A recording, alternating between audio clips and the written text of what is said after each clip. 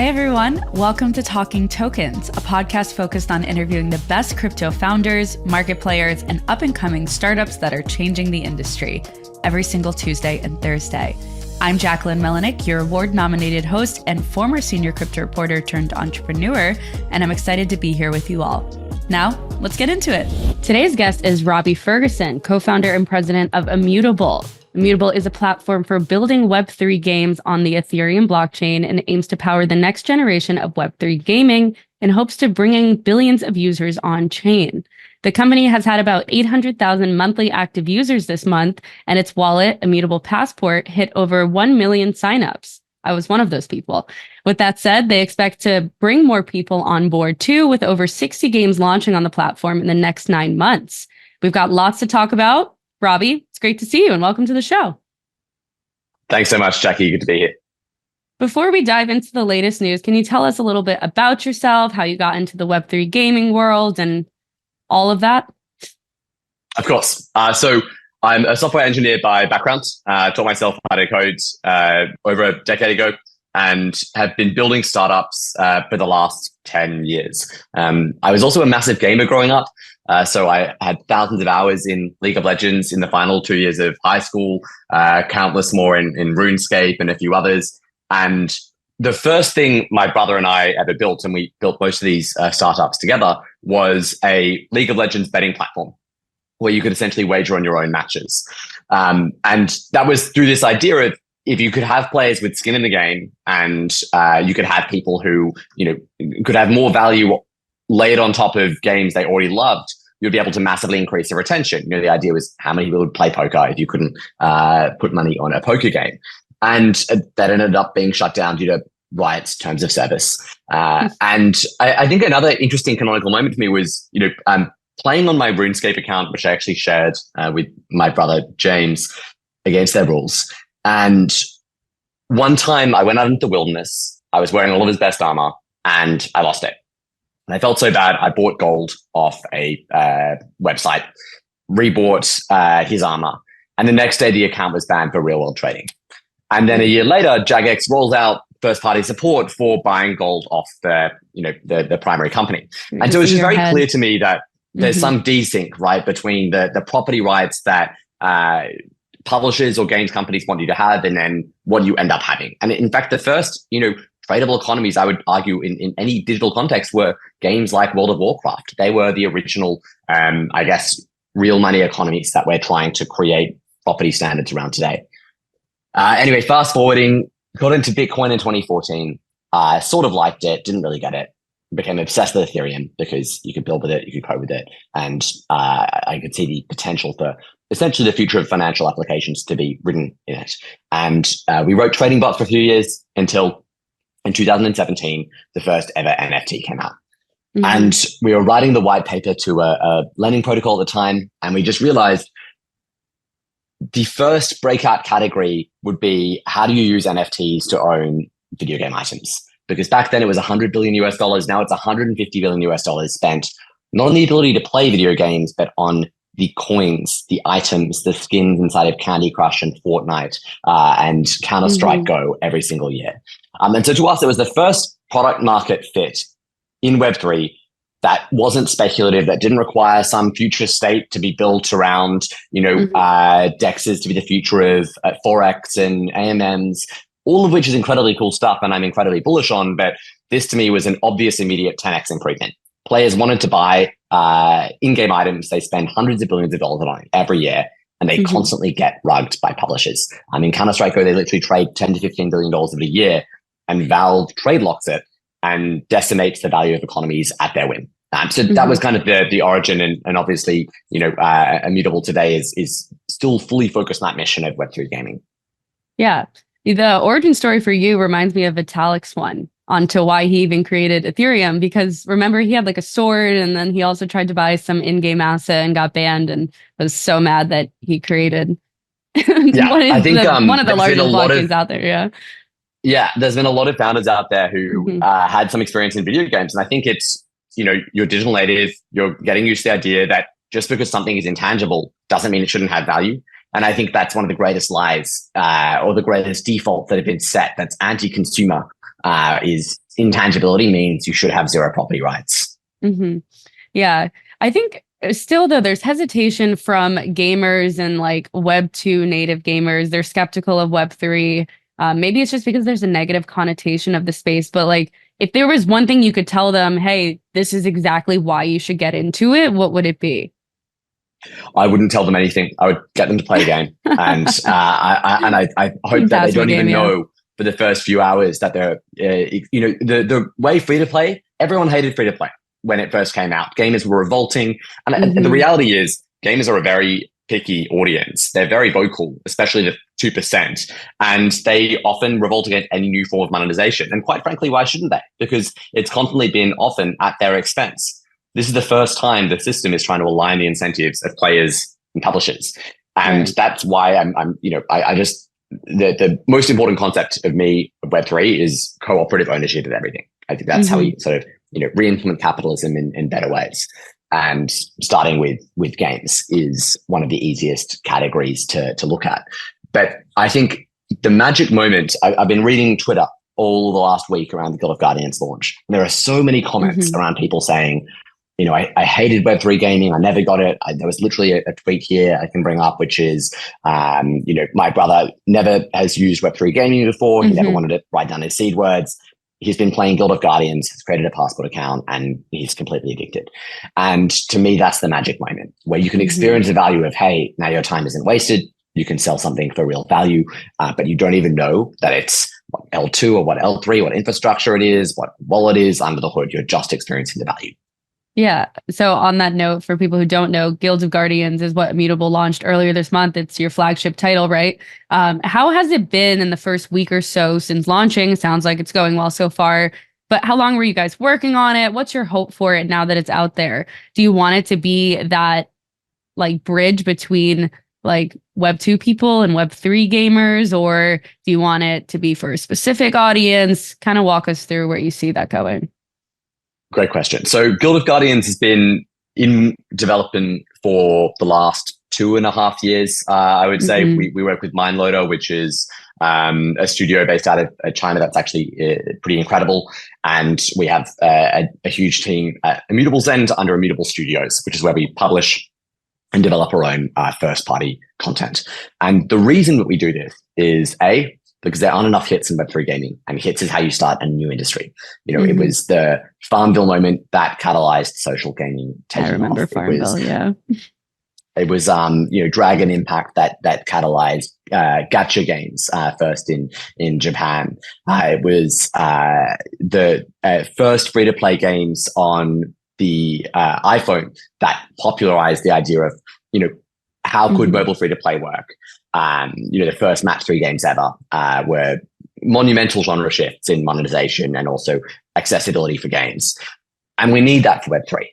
And I think that moment is basically now. I think there are so many games launching in the next 6 months that there's going to be these breakout hits. And at this point, it's inevitable that there are going to be 10 million players regularly playing Web3 games, I think, over the next year.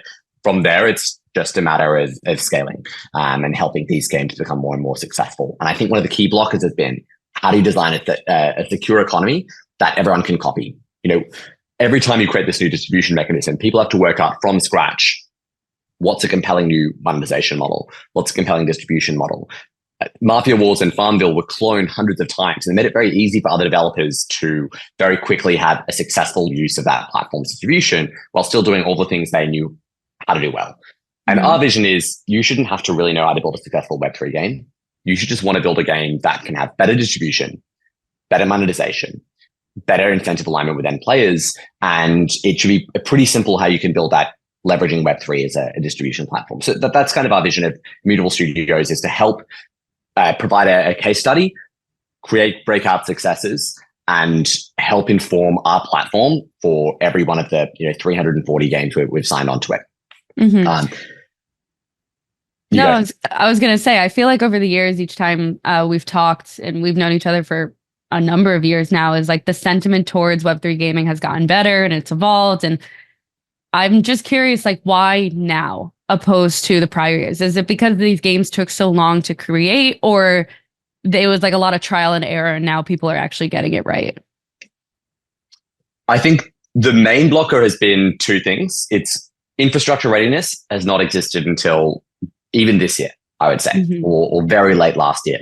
The wallet infrastructure was killing 99.9% of conversion. If you're acquiring a Web2 customer and they have to install wallet and write down 24 seed words, you are losing 99.9% of people. And so your user acquisition cost is literally 1,000 times higher than competition.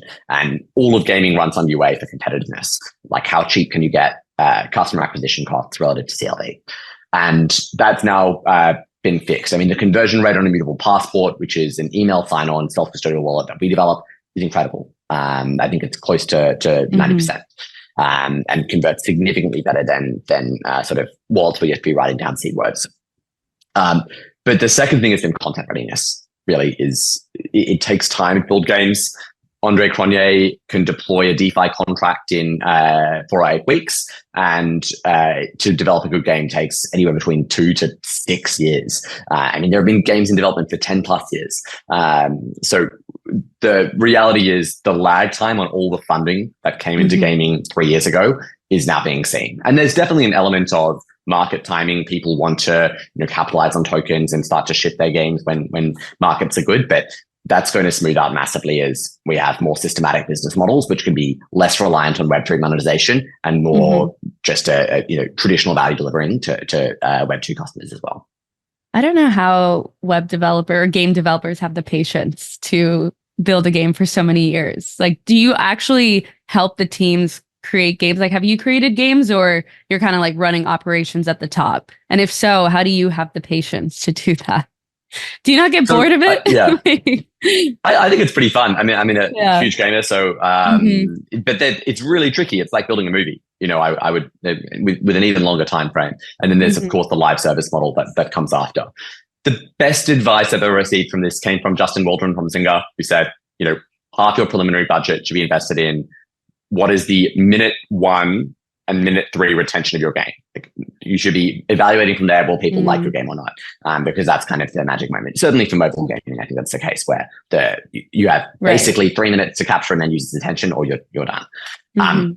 But the reality is most studios will be developing multiple titles at the same time, and so they can kind of pace out revenue and distribution. And the second thing is that it's an incredibly passionate industry. People are building games that they personally love and want to develop and ship. I mean, so much of the adoption of Web3 has come from CEOs and founders of these companies who are just enormously passionate about stopping ripping off players, about inventing a new business model where the incentives are aligned. And that is the force that I think has driven the most adoption from Web2 giants toward Web3. We have customers like Ubisoft who are building on Web3 today, which we're helping. We have some of the biggest gaming giants in the world looking at it in South Korea and Japan. I think the other thing to note is, I'm getting away from the question here, but the cultural differences between Asia and the US for gaming are massive. In Asia, there's no question around the value of Web3 or property ownership, the value of being able to sell your assets. And that's because the monetization and culture is very different compared to the West, where you have to have a brand that is very clearly around, you can't pay to win, it's completely fair, etc. And so that's actually really interesting to note, because there's no brand tiptoeing that has to be done in Asia right now around Web3 gaming. Okay. A few follow-up questions. On that front, when it comes to Immutable and the games that are launching on Immutable, do you see them kind of gearing more towards the West or the East style? Like, where is the audience coming in and the builders? It's actually a pretty reasonable split. So it's quite US heavy. We've got a strong population of games there, but then there's a ton across South Korea, across Japan, across the Philippines, being developed and being distributed in Asia. The Philippines is the key market for Guild of Guardians, as is Africa, where a lot of sort of Asia and Africa in general will be focusing on. And then when it comes to the games, are they going to be like easy games like the Zynga ones you talked about, Farmville status, or is it going to be a mix where we'll have ones that are like Candy Crush level easy all the way up to things that are like way beyond my comprehension, because I'm not like a hardcore gamer, but like I could get behind it? You know what I mean? Like, is there a Yeah, spectrum here? totally. I think we'll have a massive spectrum. I mean, the way I think about Web3 gaming is not as a genre. It's not a vertical. You're not playing a Mhm. Web3 game. It's a horizontal. It's every game which is multiplayer should become Web3 over time, because you can have an MMORPG where you own your assets, or it can be a Forex strategy game over time, or it can be a roguelike. There's all sorts of categories. Casual games, absolutely. I mean, most of the hyper casual publishers in the world have pivoted toward Web3, partially because hyper casual monetization is terrible, and B, because they have a ton of users and they now have ways to incentivize and get the nice skin in the game and actually stick around for longer, which is one of the key problems with a lot of these games. So I think there'll be as many genres plus more as there are in Web2 today. Okay, they'll be Jackie friendly Web3 games. Jackie friendly, exactly. Perfect. You also brought up the Immutable passport, and I mentioned I created one. I actually have what is this? The thing about how to sign up for Guilds of Guardians and everything. And I did it. It was very, very easy. You just use your email, like you mentioned. And for the Immutable passport, you had over 1 million signups. It increased 150% in the month from 400K to 1 million. I did my homework. How did that happen? What do you think is driving that? Is the answer making it as easy as just signing up with your email? So there's a few things driving that. There's a few games. So Illuvium, I believe, is driving a few 100,000 of that. Cocody game is driving over 100,000 of that. And obviously Guild of Guardians is now contributing a significant amount as well as Boomland. I think there's 6th in DApp radar right now, 150,000 daily active players, and it's pre-launch. So I mean, this is basically 3 or 4 games, which is pretty exciting. And then the Gems program that we've started as well. What I think is it's nothing compared to where we're going to be going for gaming. So I think it's a great anchor point, but this is how much already these games can be doing. And obviously it sort of puts wallet usage of the chain pretty much close to the top of any in the world. Certainly in terms of smart contract wallets, I think we have more users than any other smart contract wallet in the world. I don't hold me to that, but I'm fairly confident that's true. Okay. But if you have a look at popular games, they have 50, 100 million monthly active players, the largest games in the world. A successful game is anywhere between 1 million to 10 million monthly actives. And the question will be, how many of those can we convert to be people who are genuinely trading and experiencing the value proposition of Web3? And I think it's pretty clear that there are going to be more users and more utility driven via games as a category than pretty much any other genre in crypto so far. And I think the next year will be the key catalyst for that. Okay. What can people do with these wallets that other games and other wallets don't have? Like, what does Immutable Passport bring me? What's the value prop here? Sell me it. So we play nice with all wallets, and we're always happy to support them. But the key things we're trying to build is really a gamer focused wallet, which is one that is accessible to, the 3.1 billion monthly active gamers out there in the world. How do we make it so that they don't have to know what a blockchain is, what scaling infrastructure is, what an NFT is, what seed words are, in order to self-custodially own their assets? So the key characteristics are, it's a smart contract wallet. It's fully self-custodial. So the users are ultimately in charge of their keys and their assets. But Immutable has a co-signatory to every asset, which allows us to use the same funds across every game for the user. And this is the key difference. Most easy onboarding wallets compromise on either security via decentralization, or they compromise on the ability to use the same funds across many games. And that's like asking a player to re-sign up, deposit their credit card, and re-KYC every time they want to make an in-app purchase for a new game. It's going to kill conversion. So what we've built is a system where you can have a delegated authority to the game to do invisible signing only for their own game and application, up to delegated limits by the user. And that means you can have, seamlessly experiencing a mint of an NFT as you complete a dungeon or a quest inside of the game on mobile. And you never have to touch signing a transaction. You never have to jump out of the application. But at the same time, that game can't execute a bunch of arbitrary transactions for other games, which is the key problem that's meant a lot of other wallets have had to silo funds per user per game. So the vision is global liquidity, spend your funds. Once you deposit your funds, you can spend them on any game supported by Immutable Passport, fully self-custodial, easy sign-on with invisible transactions.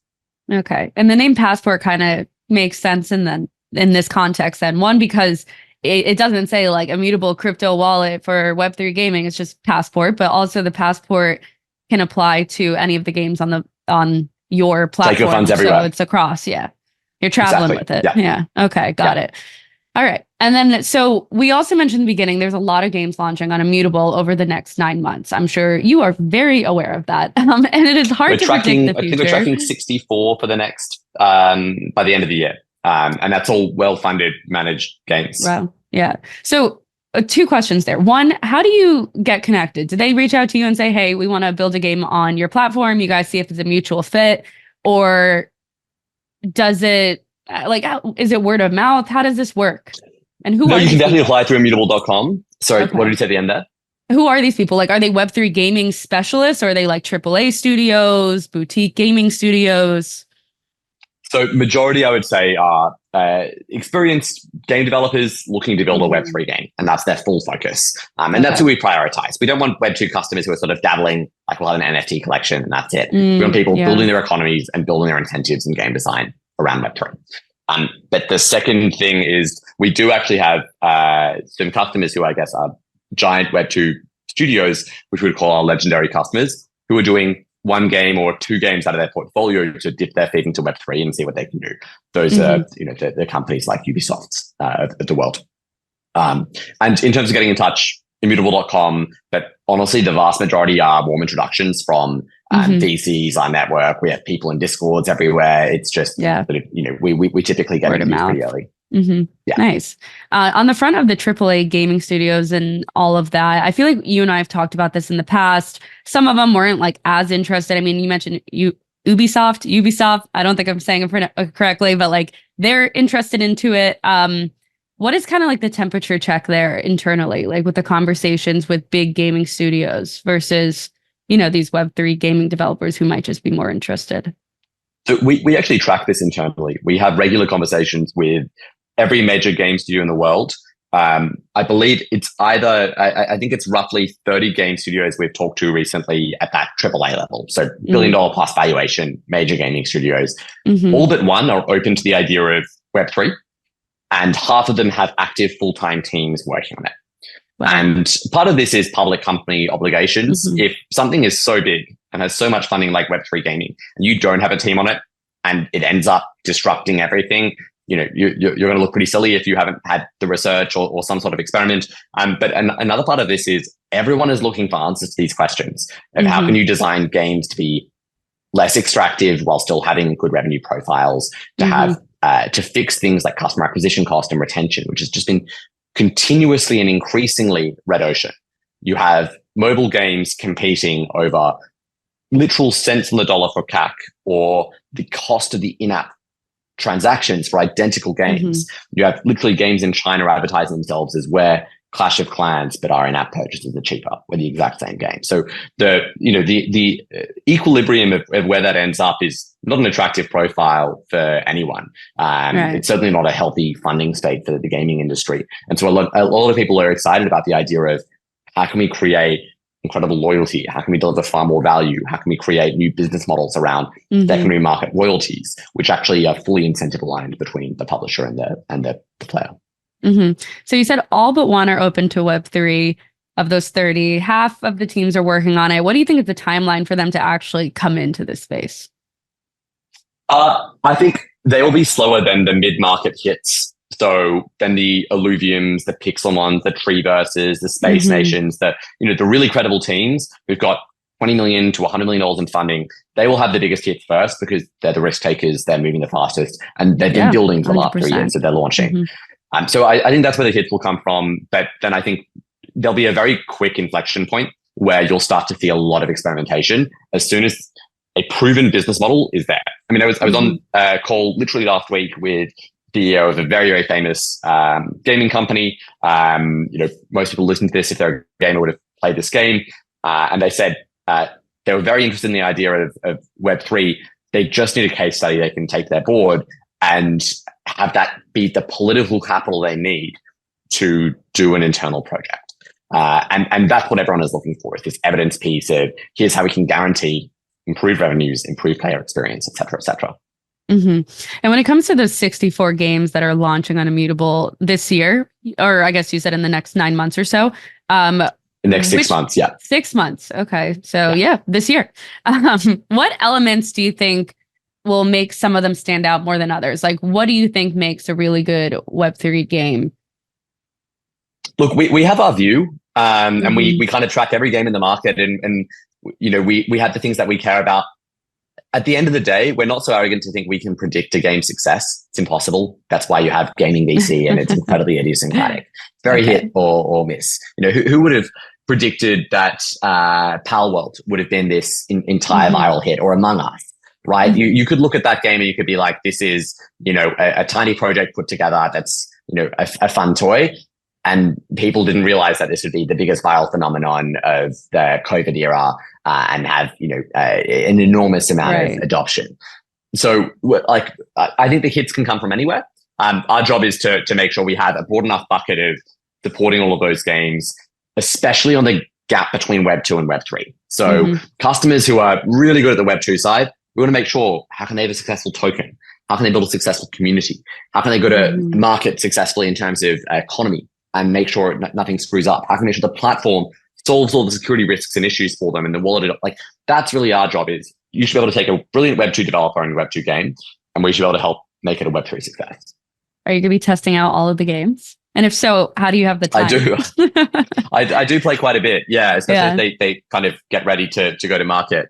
I've been trying out Evermoon. Official game tester. Yeah, it's good. It's an excuse to play.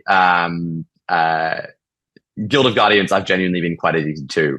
The whole exec team I got like 20 hours in the last week. Oh my God. Which is, but this is how it happens, right? Like, you have a single experience that people are like, wow, this has just changed my view of what's possible for user experience, what the value of this thing is. Right. My last major question for you, kind of like taking a step back, looking at this industry, you've been in it for a while. Where do you expect Web3 gaming to go within the next 6 to 12 months, or by the end of this year into 2025? Like, are we going to hit that real escape velocity for Web3 gaming? Tell us what you think. Yeah, I think based on the current numbers, it's looking likely. I mean, even anchoring off the current few games that are live alone, the revenues and player numbers they're generating, extrapolating to sort of what we track at least in the Immutable platform, which is 64 going live this year, 340, I believe, signed overall, all of which are highly funded games. This is not, you know, the self-serve bucket has thousands more we don't even talk to because we don't have the capacity to. It's pretty clear there are going to be hits coming out of that. There'll be a very high failure rate. That's with all gaming, and then you add on the layer of Web3, and that's going to make it even more difficult. But I think the sector will hit maturity, and I think there's going to be an enormous rotation to, gaming is quite literally the first product market fit we've developed, really outside of DeFi and payments, where genuine, ordinary people are experiencing the value of Web3 and digital ownership in ways that are very meaningful. And that is what fundamentally excites me, because that's going to set the precedent for not just how we own $150 billion of gaming items. It's going to set the precedent for how we own all forms of digital property and all forms of property into the future. And the future is going to be increasingly digital. People have probably seen the ChatGPT 4.0, Scarlett Johansson, her knockoff. We've seen where VR is going. The future is going to be increasingly augmented and virtual. Assets are going to be increasingly digital, and either we'll own it and we'll have property rights, or there's going to be some, giant mega corporation taking 30% on every trade and restricting the ability for people to have any form of meaningful economics on it. Yeah, that company rhymes with Snapple, the 30%. Robbie, last major questions for you. What else are you watching in crypto right now outside of Web3 gaming that you think people should pay attention to? In crypto? Yes. I mean, personally, I'm extremely excited by stablecoins. I think they've been huge for adoption and Second, obviously, ETFs goes without saying in the last week. Yeah. But third, I'm actually really excited by real world assets and centralized finance being tokenized over time. That's Immutable's broader vision is, we think unique value generally will be tokenized by NFTs. That's the value proposition of an NFT. It takes digital custody and applies it to any form of unique good. And there's 100 times more dollars of unique value in the world than there is not unique value. There's $400 trillion of homes. It's the largest asset class in the world. And tokenizing this stuff won't be because of digital ownership. It'll be because of superior liquidity, better prices, and superior financial utility. If you can tokenize a home and get instant access to a DeFi provided mortgage vendor that will provide you cheaper mortgage than one in your local jurisdiction, suddenly there's $1 billion incentive for every house in that region to tokenize. If you can trade a term deposit as NFT and have essentially a tradable interest rate market overnight, rather than having just a single primary issuer being a bank and never having secondary trade, you've created efficient interest rate markets for hundreds of thousands of businesses across the world. So that over the next 5 years, that will take a while to mature, but that's actually what I'm very excited about. You got me excited about it. I'm totally on board with you. And I think that is a very hot topic right now. And we'll see a lot of developments on that front. Before you go, Robbie, last thing, can you leave our listeners with a piece of advice, maybe something you've carried with you throughout your time in the Web3 space? Carried. I always love this piece of advice, which is nothing is ever as good or as bad as it seems, especially during the volatility of cycles. I think the best thing we've done is just stick our heads down, continuously develop and focus on product and really try and inoculate ourselves to some extent from the insane volatility and noise that comes with cycles. I think it meant we had incredible retention through the bear market, but also we're able to sort of, help put the right level of moderation on some of the crazy narratives that come out during bull markets. At the end of the day, we're here to develop technology and product market fit for billions of users. And that just requires building good products over time. Yeah. Stay level-headed out there. Awesome. Well, Robbie, thank you for coming on today. It was an absolute pleasure. Always nice talking with you. Pleasure, Jackie. Thank you.